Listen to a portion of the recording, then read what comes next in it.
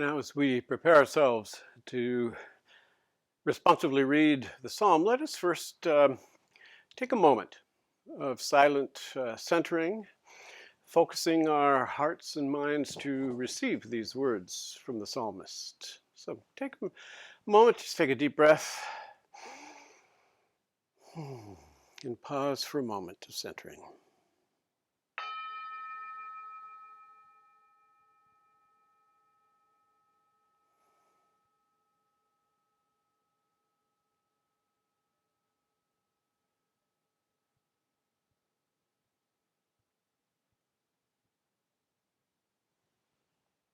And now please join me, reading responsibly. The words will appear on the screen for you. In you, O Lord, I seek refuge. Do not let me ever be put to shame. In your righteousness, deliver me. Incline your ear to me. Rescue me speedily. Be a rock of refuge for me, a strong fortress to save me. You are indeed my rock and my fortress. For your name's sake, lead me and guide me. Take me out of the net that is hidden for me, for you are my refuge. Into your hand I commit my spirit.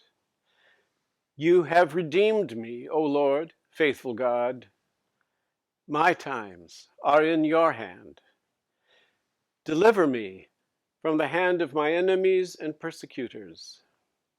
Let your face shine upon your servant.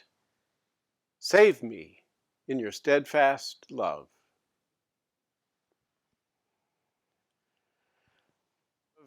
The protectiveness of God. There is that famous saying of Jesus as he looks over Jerusalem saying, "Oh, Jerusalem, Jerusalem, how I longed to gather you as a hen gathers her chicks." This sense of protectiveness of God, and that imagery of not only the fortress but also of the mother hen is a wonderful sort of reflection. And again, this idea as we speak of on Mother's Day or the festival of the Christian home, of how our homes or our lives can have that point of refuge. So what has that been for you? Has it been home? Or have you had to find refuge from your home? Sadly, not always are homes places of refuge. So where does God provide that refuge for you? Rescue me speedily. Be a rock of refuge for me, my rock and my fortress. Into your hand I commit my spirit. It's quite possible that Jesus was quoting from this psalm as he approached his last breath. That psalm.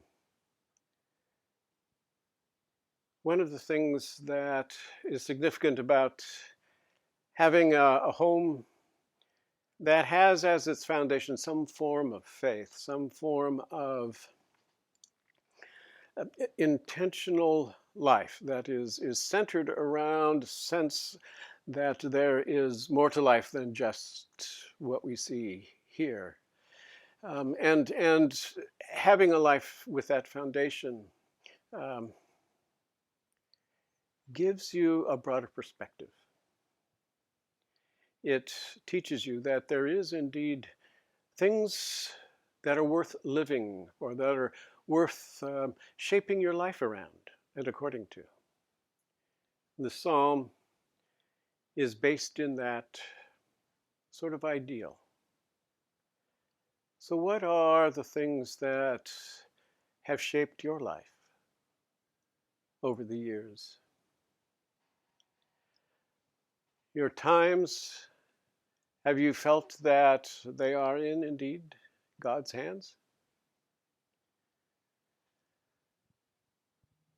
What sort of salvation, what sort of saving, what sort of rescue, what sort of refuge has God provided? Not to take you away from living, but rather to center you in the midst of it.